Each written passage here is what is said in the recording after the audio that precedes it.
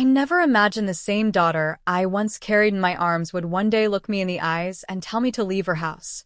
The words came out of her mouth so easily, but for me, they cut deeper than any wound ever could. All my life, I worked for her happiness. I skipped meals so she could eat, wore old clothes so she could look beautiful, and smiled even when I was breaking inside. All because she was my world. I believed love was enough. I believed no amount of money could ever change the bond between a mother and her child. But I was wrong. The day she won that lottery ticket, $66 million, was the day I lost my daughter. Money didn't just change her lifestyle, it changed her heart. The warmth in her voice turned cold, and the love in her eyes slowly disappeared. When she told me to leave, I stood there frozen, holding the same hands that once reached for me as a baby. My lips trembled, but no words came out. In that moment, I realized sometimes the people you love the most can hurt you the deepest. My name is Margaret, though no one really calls me that anymore. For most of my life, I've only been known as Clara's mother. And honestly, I was proud of that title. She was my world, my reason to wake up every morning, even when the nights were cold and long. When I first held her in my arms, she was so small, so fragile, yet so full of life. Her tiny fingers wrapped around my thumb, and right then I made a silent promise that no matter what life threw at me, I'd protect her, love her, and give her a better future than I ever had. Life, though, had its own plans. Her father left when Clara was just 6 years old. One morning, he packed a small bag, said he was going out to look for work, and never came back. For weeks, I waited, thinking maybe he got stuck somewhere, maybe he'd call, maybe he'd walk through that door again. But deep down, I knew he was gone for good. I didn't cry in front of Clara. I couldn't. I had to be strong, not for me, but for her. Every night after putting her to bed, I would sit by the window and stare into the dark, silently begging God for strength.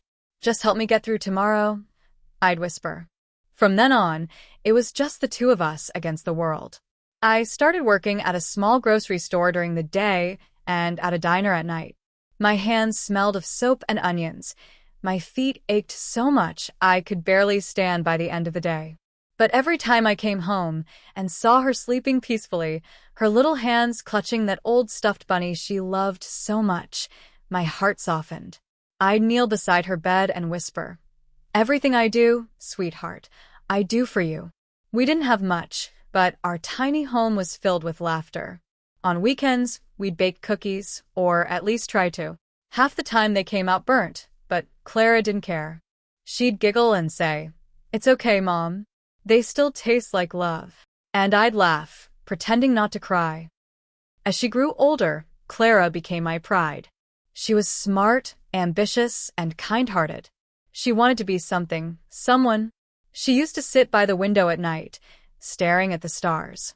"Mom," she'd say softly, "one day I'll be rich. I'll buy you a house so big, you'll never have to work again." And I'd smile, brushing her hair from her face. "Sweetheart," I'd tell her, "I don't need a mansion. I just need you to be happy." But deep inside, I wished it were true. I wished one day I could rest, not because I was tired, but because I'd finally done enough. Years passed, and Clara got into college. It was the proudest and scariest day of my life. We didn't have enough money for tuition, but I took extra shifts, sold my wedding ring, and borrowed what I could. I didn't tell her any of that. I just told her to study hard, make something of herself, and never forget where she came from. College changed her a little. She came home during holidays with expensive taste and big dreams. She talked about luxury apartments, high-end cars, and designer clothes. I didn't blame her. She had grown up seeing struggle. Maybe she wanted the opposite of everything I had lived. Still, she was my baby. I never stopped seeing her as the little girl who held my hand crossing the street. After college, she found a job in marketing. It wasn't perfect, but it was a start. She rented a small apartment and called me every day. We'd talk about her work, her friends, her dreams. Sometimes, she'd even send me flowers with a little note. "To the best mom in the world." I used to keep those notes in a small box under my bed. They reminded me that despite the distance, she still loved me. But over time, those calls became less frequent. The messages shorter. Busy, Mom. Talk later. Can't come home this weekend. Got a trip with friends. I told myself it was normal. She was growing up, building her own life. That's what every mother wants, right? For her child to fly, even if it means she's no longer in your nest. Then one day, she came home out of the blue, smiling wider than I'd ever seen. Mom, guess what? She said, waving a lottery ticket in my face. I bought this last week and forgot about it, and today I checked the numbers.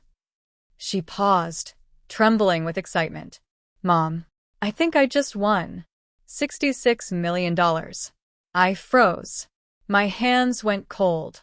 I thought she was joking, but when we turned on the TV and matched the numbers, I felt the blood drain from my face. It was real. We both screamed, laughed, and cried all at once. I hugged her so tightly she could barely breathe.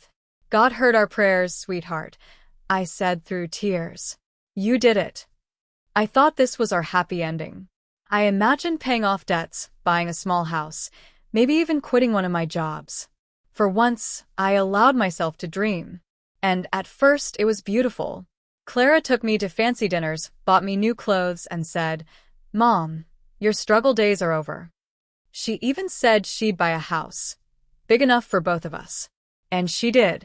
It was a massive, beautiful mansion with marble floors, chandeliers, and a pool bigger than our entire old house. When we moved in, I stood in the hallway, staring at the golden-framed mirrors and the endless space. I whispered, We made it, baby. We really made it. But I didn't know then that money can change more than just your address. Slowly, I started losing my daughter, not to death but to wealth. She began going out more, surrounding herself with people I didn't know. People who didn't look at her with love, but with envy. I could see it in their eyes. They saw her as a prize, not a person. I tried to warn her.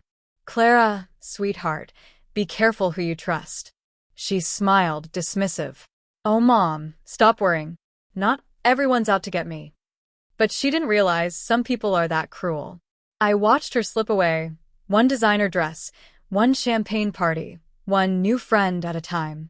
The laughter that once filled our home turned into arguments, slammed doors, and long silences. She wasn't my little girl anymore. I could feel her drifting, like sand slipping through my fingers, no matter how tightly I tried to hold on. And that's when everything started to fall apart. It's strange how one single moment, one tiny slip of paper, can change everything you've ever known. That morning started like any other. The sky was dull and gray, and I was standing by the stove making tea when Clara came rushing in, her hair still messy, her voice trembling with something I couldn't quite name.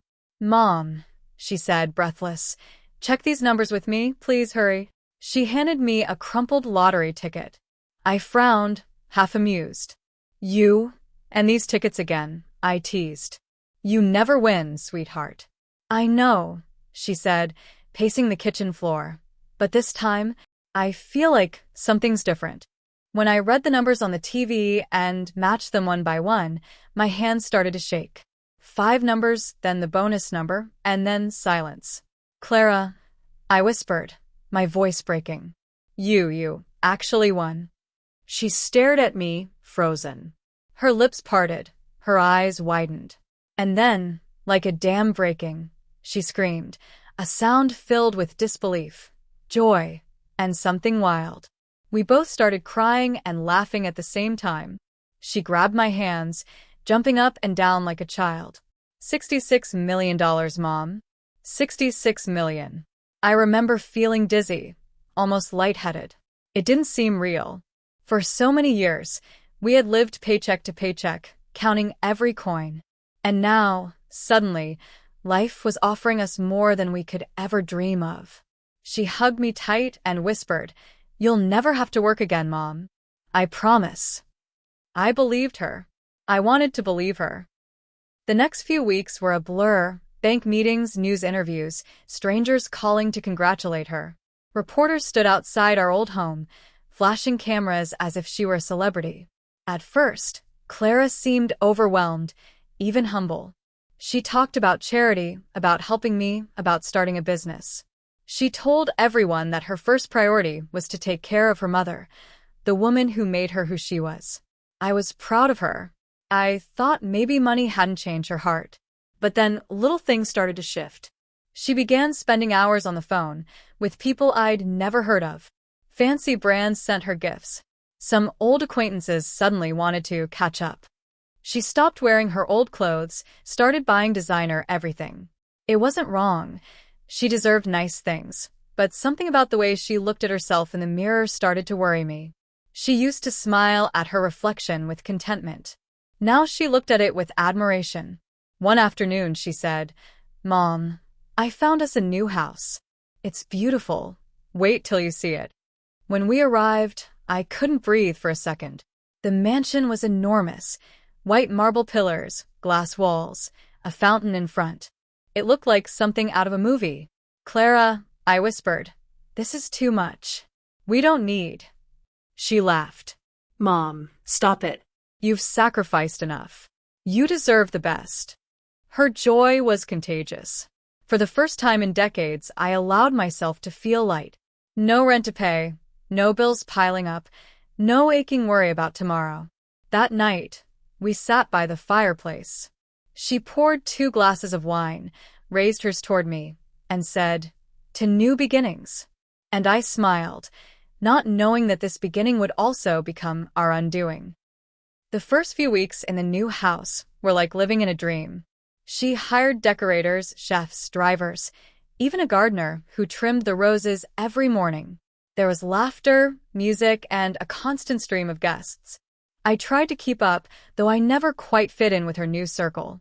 They were young, loud, and careless, talking about yachts, parties, and private islands as if these things were nothing. I often sat quietly in a corner, listening, feeling like an old photograph in a glossy magazine. Clara started spending less time with me. She'd leave early, come back late. When I asked where she went, she'd shrug. "Just business dinners, Mom. You wouldn't like it." Sometimes she'd come home smelling of alcohol and perfume that wasn't hers.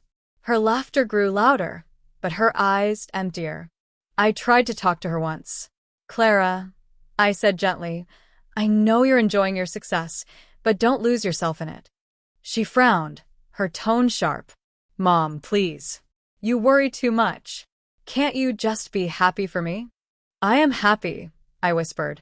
"I just don't want to lose the girl I raised." She rolled her eyes, muttering under her breath, "You're being dramatic." That night, she didn't come home. Days turned into weeks. She stopped eating dinner with me, started locking her bedroom door. Sometimes she'd host parties that lasted till sunrise. The house was full of people, laughter, music, chaos, yet I had never felt more alone. I noticed she stopped saying we and started saying I. "I bought this. I deserve that.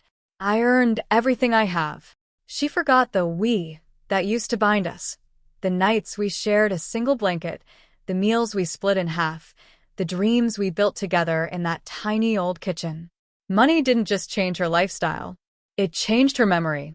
One morning, I made her favorite breakfast, pancakes with strawberries, and brought them to her room.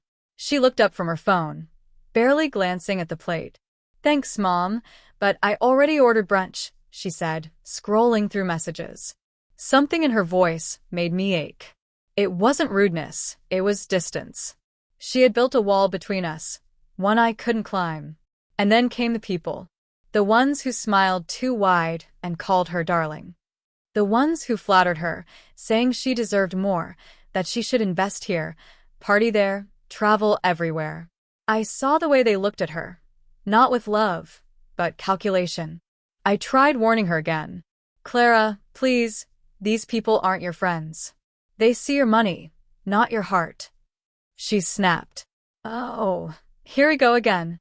You just don't understand my world, Mom. You never did." Her words hit me like a slap. My world? Her world? Since when did we live in different ones? I walked out quietly that day and cried in the garden. I could hear her laughing inside the house, surrounded by people who cheered for her, but I knew not one of them would stay if the money disappeared. The change wasn't sudden, it was slow, like watching a flower rot from the inside while still pretending to bloom. She stopped calling me Mom in front of others, started referring to me as Margaret, as if mother embarrassed her. Every time I looked at her, I searched for my little girl, the one who once held my hand and said she'd make me proud. But all I saw was someone drowning in gold, forgetting how to swim. And deep inside, a quiet fear began to grow. Because I knew the higher she climbed on that fragile mountain of money, the harder her fall would be. At first, I thought I was imagining it, the distance, the coldness, the new tone in Clara's voice.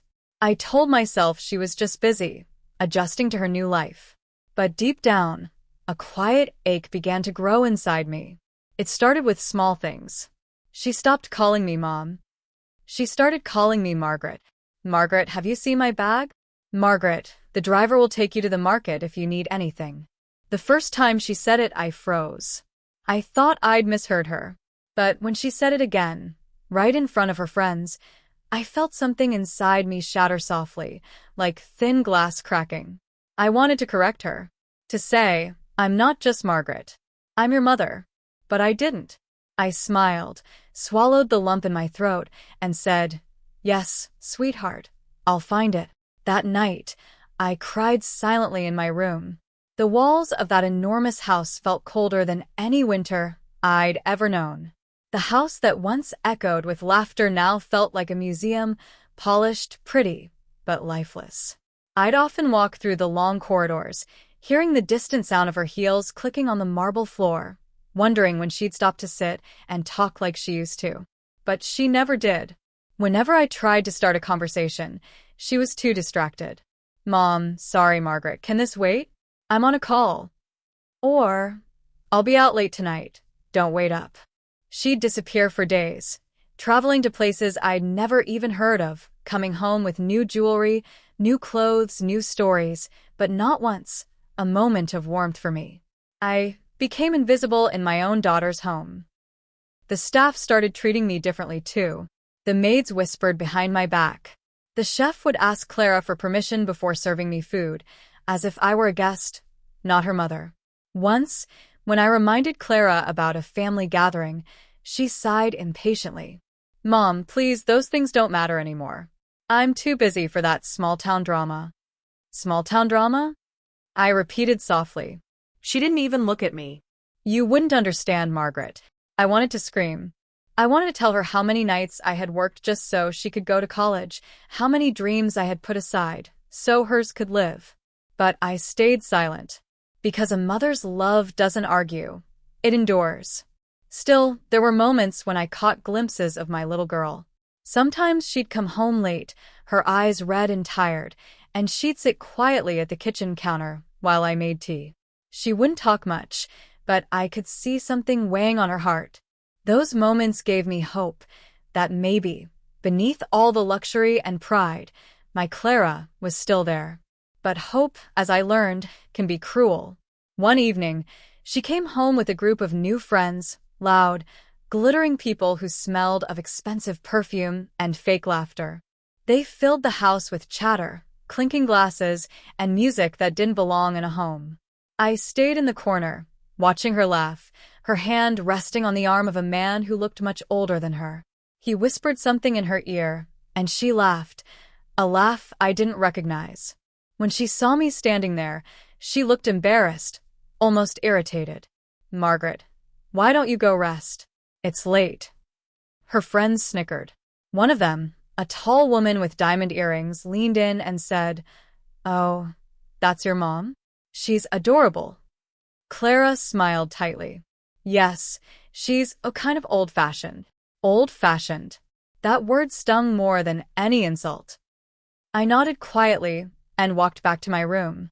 The sound of their laughter followed me down the hallway, echoing long after the music stopped. Over the next few weeks, I felt her slipping away completely.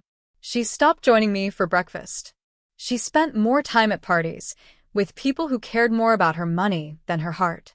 Sometimes I'd pass by her room and hear her shouting on the phone, angry, frustrated, lost. But whenever I knocked to ask if she was okay, she'd reply, "I'm fine, Mom. Just go." She called me Mom then, only when she was broken. One afternoon, I found her sitting by the pool, sunglasses on, her expression unreadable. I sat beside her quietly. "Clara," I said softly, "I know things are different now, but I miss you." She didn't look at me. "Mom, you wouldn't understand. My life is just bigger now." "Bigger doesn't always mean better," I whispered. She sighed, annoyed. "Can we not do this right now? Please?"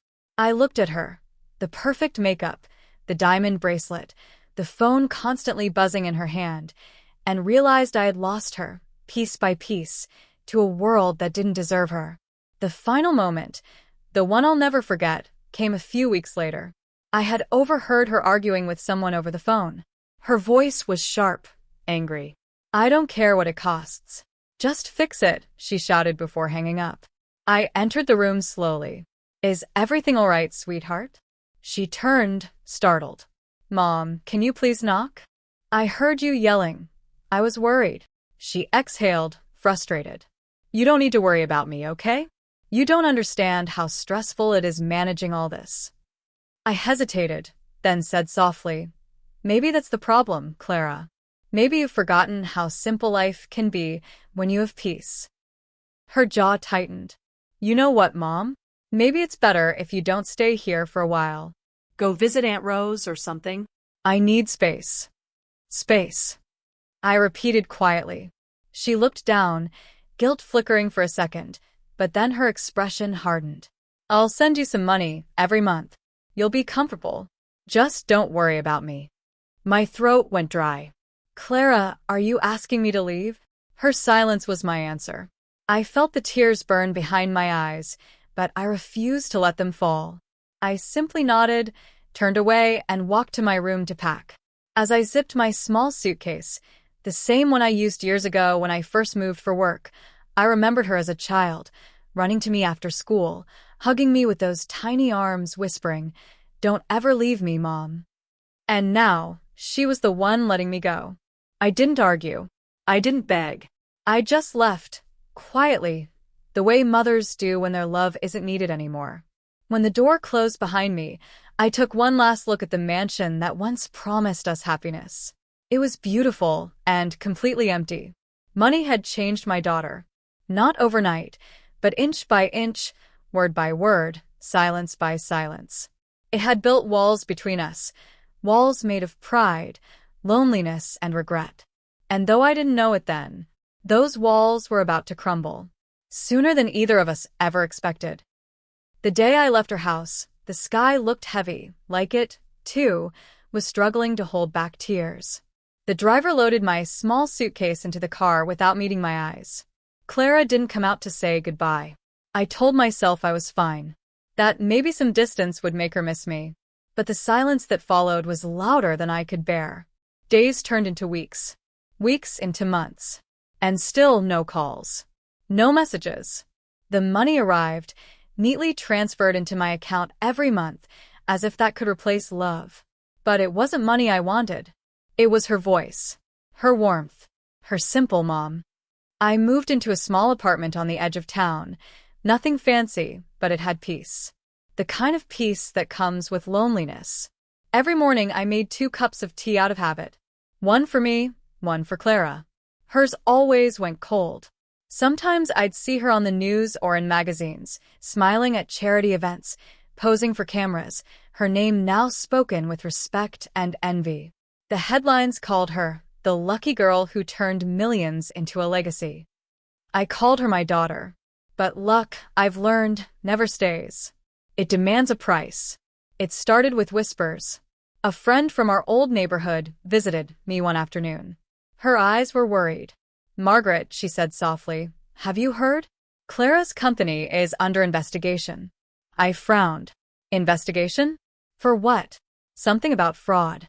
Her business partner, apparently he's vanished, took the investors' money and disappeared overseas. I felt my heart twist. No, that can't be right. She sighed. It's all over the news. They say she might lose everything. For a long time, I just sat there, staring at the wall, unable to breathe. I wasn't angry. I wasn't even surprised. Just broken. Because even after everything she'd done, the names, the coldness, the distance, I still wanted her safe. That night, I turned on the TV. There she was, my Clara, standing outside a courthouse, cameras flashing around her like lightning. Her face was pale, her once confident smile gone. Reporters shouted questions. Miss Clara, did you know about the fraud? Do you regret trusting your partner? Are the rumors about bankruptcy true? She didn't answer. She just pushed through them, trembling. I pressed my hand to the screen, tears blurring my vision. Oh, my baby, I whispered. The woman who once stood on marble floors and laughed at my simplicity now looked lost, like a child again. Days later, I got the call. It was late evening. The sky outside was dusky purple, the air still. Mom, her voice, soft, cracked, trembling. For a second, I couldn't speak. I just held the phone tighter. Clara? She began to cry. Mom, I didn't know where else to go. Everyone's gone. The company, the friends, even Daniel left. I've lost everything. My chest ached. I wanted to rush to her, to hold her like I used to when she'd fall and scrape her knees. Where are you, sweetheart? I asked gently. At the old house, she whispered. Please, can you come? I didn't even pack. I just went. When I arrived, the house that once gleamed like a palace now stood in silence. The garden was overgrown. The fountain was dry. The front lights flickered weakly. I found her sitting on the stairs, barefoot, her hair unkempt, mascara smeared down her cheeks. For a moment, I didn't see the woman who had everything. I saw my little girl, scared, fragile, lost. Mom, she said as soon as she saw me. And this time the word came out right. Mom. I knelt beside her, took her trembling hands in mine and whispered, I'm here. She broke down, sobbing into my lap, like she did when she was 6 years old and had nightmares. I was so stupid, she cried. I thought money meant happiness. I thought it would fix everything. But it ruined me. I stroked her hair, my own tears falling silently. Money doesn't change people, Clara, I said softly. It only shows who they really are. But you can still find your way back. Over the next few days, I stayed with her. The house felt smaller somehow, stripped of its pride, its sparkle. Collectors came to take the cars, the furniture, even the art from the walls. She watched silently, her hands clenched together, her face pale. At night, she'd sit beside me, her head on my shoulder. I kept thinking of you, she said one evening. When everything started falling apart, I wanted to call you, but I was ashamed. I smiled weakly. You could have called me 1,000 times, and I would have answered every single one. She started crying again. I don't deserve you. Maybe not, I whispered, brushing her tears away. But you'll always have me. One morning, she asked me, Do you hate me, Mom? I shook my head. No, sweetheart. I only hate the silence that grew between us. It took my daughter away for a while, but now I have her back. She smiled faintly, and for the first time in years, I saw that same glimmer in her eyes, the one she had as a little girl when she'd bring me flowers from the garden. We had nothing left but each other, and strangely, it was enough. But karma wasn't done yet. A month later, Clara fell ill. The stress, the sleepless nights, the guilt, it all came crashing down on her body. The doctor said it was exhaustion and anxiety, but I knew it was something deeper, heartbreak of the soul. I nursed her quietly, the way she once nursed her dreams. Each morning, I'd make her tea, hold her hand, and remind her, You're still my miracle. Sometimes she'd whisper, I wish I had listened sooner. And I'd smile through tears. It's never too late to listen to love. When she finally got better, she sold what little remained of her wealth and started over. Not as a millionaire, but as a volunteer at a women's shelter. She told me, I want to help people who've lost everything too. Maybe that's how I'll heal. I watched her speak to those women, gentle, kind, humble. And for the first time, I saw her truly beautiful. Not because of the clothes or the house or the fame, but because she finally understood what matters. Now, when I look at her, smiling softly, helping others, holding my hand as we walk through the park, I know that karma didn't destroy her. It saved her. It stripped away everything fake until only the truth remained. A daughter and a mother, bound not by fortune, but by forgiveness. And maybe that's what karma really is. Not punishment, but a quiet chance to begin again. Time has a strange way of softening even the sharpest pain. It doesn't erase the scars. It simply teaches you how to live with them. Months passed after Clara's downfall, and though her fortune had vanished, something far more precious began to bloom. Humility. I could see it in the way she spoke now. No pride, no distance, just quiet honesty. She no longer introduced herself as Clara Williams, millionaire entrepreneur. She simply said, "I'm Clara. I'm trying to be a better person." And every time I heard those words, my heart whispered, "That's my girl." One morning, I woke to the smell of pancakes, something I hadn't experienced in years. The sunlight streamed through the curtains, and in the kitchen stood Clara, wearing an old apron from our first apartment, the one that still had a faded strawberry print. She turned when she saw me, smiling shyly. "I made breakfast, Mom, just like you used to." For a moment, I couldn't move. That simple sight, my daughter cooking for me, felt like the kind of miracle that doesn't need angels or gold to exist. I sat at the table, and she served me pancakes, slightly burnt on the edges, but perfect to me. We ate mostly in silence until she said softly, "I kept thinking about that night, when I told you to leave. It haunts me." I reached across the table and placed my hand over hers. "Let it go, sweetheart," I whispered. "Pain has already taken enough from both of us. Don't give it more." Her eyes filled with tears. "How do you forgive me so easily?" I smiled faintly. Because a mother's heart doesn't forget, but it always forgives. After breakfast, she asked me to walk with her. We strolled through the park, the same one where I used to bring her when she was little. Children ran past us, laughing, their mothers chasing behind. I saw Clara's gaze soften as she watched them. "I used to think love was something you earned," she said quietly, "that it came from being successful or admired. But now, I realize love just is. You can't buy it, you can't lose it. It just waits for you to come home." I nodded, blinking back tears. "Love doesn't need a mansion, Clara. It only needs a place to sit, even if it's a park bench." She smiled. "You always know the right words." "No," I said softly. "I just learned them from life, the hard way." Weeks later, Clara invited me to a small event at the women's shelter where she'd started volunteering. It wasn't glamorous, just a simple gathering to celebrate the shelter's new community kitchen. When I arrived, I saw her standing before a small group of women, speaking with confidence and warmth. "These women," she said, "remind me that strength isn't about how much you own. It's about how much you survive and still choose to love." Her words echoed through the room, and for the first time, I felt proud in a way I hadn't felt in years, not because she was successful, but because she was finally real. After the speech, she came to me and hugged me tightly. "Mom," she whispered, "thank you for not giving up on me when I gave up on everything."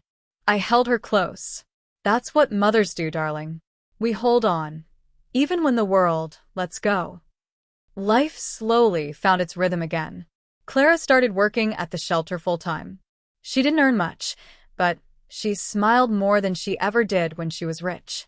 She began painting again, something she hadn't done since college. Her small apartment was filled with her artwork, sunsets, rivers, and portraits of women with tired eyes but gentle smiles. One day, she showed me a painting she'd been working on secretly. It was of me, sitting by a window, with soft light falling on my face. She said quietly, "This is how I remember you when I think of home." I couldn't speak. I just hugged her, feeling my eyes sting. As time passed, our roles reversed in small, tender ways. Now, she was the one calling me every morning. Did you eat, Mom? Did you take your medicine? Don't stay up late watching those dramas again. Her voice had that same gentle care I once gave her, wrapped in warmth and worry. Sometimes I'd tease her, "You sound like me." And she'd laugh. Well, I had the best teacher. Those were the moments that made everything worth it. Every tear, every lonely night, every heartbreak. Because sometimes love doesn't come easy. Sometimes it breaks you before it builds you back stronger. One evening, as we sat on the porch watching the sunset, Clara said something that stayed with me. "Mom," she began softly, "I think the worst punishment wasn't losing the money. It was realizing how empty I'd become without you. I thought I had everything, but I had nothing." I turned to her, smiling sadly. Maybe losing everything was the only way you could see what truly mattered. She nodded, tears glistening in her eyes. "You were right all along. Money doesn't change people. It only shows them who they really are. I didn't like who I became, but I'm trying to change that." I brushed her hair from her face. "You already have, Clara. You've come home. That's what matters." Years have passed since then.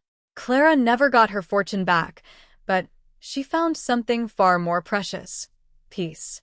She married a kind man from the shelter's charity board, and together they help women start small businesses. Sometimes, when I visit, I see her teaching young mothers how to manage their earnings, how to stand on their feet again. She tells them, "I once thought money gave me power, but love gave me life." And every time she says that, I feel my chest swell with pride and gratitude. Looking back now, I realize something. Life doesn't always give us the ending we expect. It gives us the ending we need.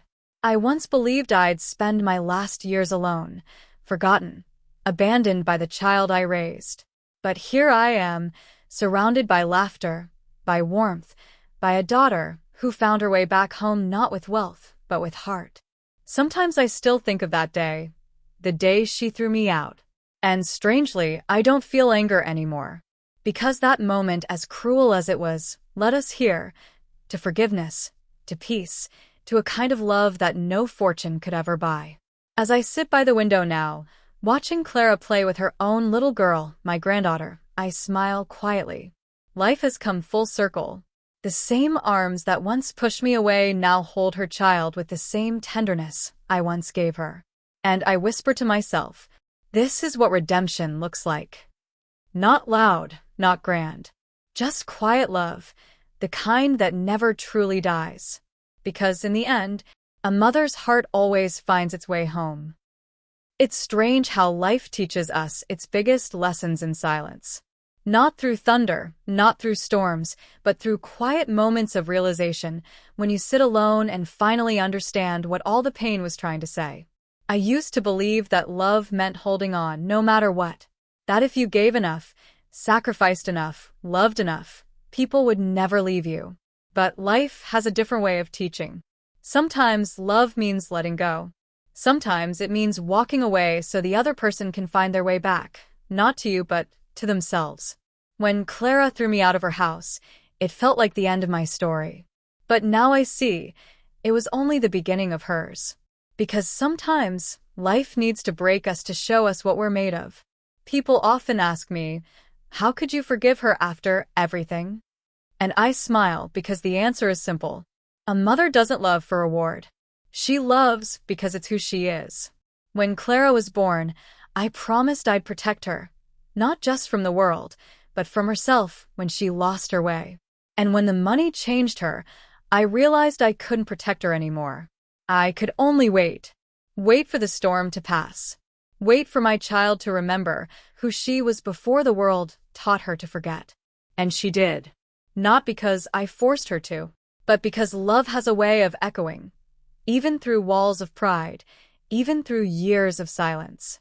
Now that I'm older, I understand something deeper. Money doesn't create monsters, it only removes masks. Clara wasn't cruel by nature. She was just blinded by everything she thought would make her happy. The houses, the clothes, the status. But happiness built on pride is like a house built on sand. The moment life shakes, it all comes crumbling down. And when it does, the only thing left standing is love. Always love. There's one evening I'll never forget. Clara and I were sitting by the fire. Her daughter, my little granddaughter, was asleep in her arms. The room was quiet, the light soft. And Clara looked at me and said, "Mom, do you ever wish things had been different?" I thought for a moment before answering. "No," I said softly. "If things had been easy, we would have never learned how strong love really is." She smiled, a tear sliding down her cheek. "You always see the good in everything." I laughed gently. "No, darling. I've just learned to look for it, even in the dark." That's the lesson life taught me. Darkness isn't the end. It's just the beginning of light you haven't found yet. I've realized something else too. Forgiveness doesn't make you weak. It frees you. Holding on to anger is like drinking poison and waiting for the other person to suffer. I carried that bitterness for so long until I realized it was only weighing me down. When I forgave Clara, I didn't erase what she did. I just decided it wouldn't owe me anymore. Forgiveness was the key that unlocked both our hearts. And when I let go, she finally came home. Life is shorter than we think. People spend so much time chasing money, power, attention, forgetting that the things that truly matter can't be bought. You can't buy peace. You can't buy loyalty.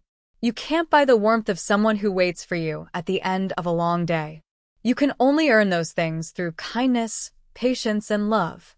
That's the lesson I want my granddaughter to grow up knowing. That no matter how shiny the world looks, the brightest light will always come from the heart. Sometimes I sit by the window and watch the sunset. The sky turns golden and then fades into deep orange, the same color as the old curtains we used to have in our first home. And I think of all the versions of myself I've been. The young mother, full of hope. The broken woman, left behind. The forgiving heart, finding peace again. Each version had its pain, its lesson, its love. And all of them led me here, to this calm, quiet life where my daughter sits beside me again, holding my hand as we watch her child play. The same hands that once pushed me away now cling to mine like she's afraid to let go. And I realize this is what healing looks like. It doesn't erase the past, it redeems it. If I could leave the world with one message, it would be this. Love people while you can. Forgive faster than your pride wants you to. And never measure your worth by what's in your bank account. Measure it by how much love your heart can still hold, even after it's been broken. Because life will always test you, sometimes through loss, sometimes through betrayal. But every test is just love, asking, can you still be kind? If you can answer yes, then you've already won more than money could ever give. In the end, I learned that miracles don't always come wrapped in fortune or fame. Sometimes, they come in the shape of a second chance. A knock at your door, a tearful apology, a quiet "Mom, I'm home." That's the miracle I was given. And I thank God for it every single day. Because in the end, life didn't give me the daughter I wanted. It gave me the daughter I needed, the one who broke me, changed me, and finally, taught me the true meaning of love. If this story touched your heart, don't forget to like, share, and subscribe to the channel for more emotional stories like this.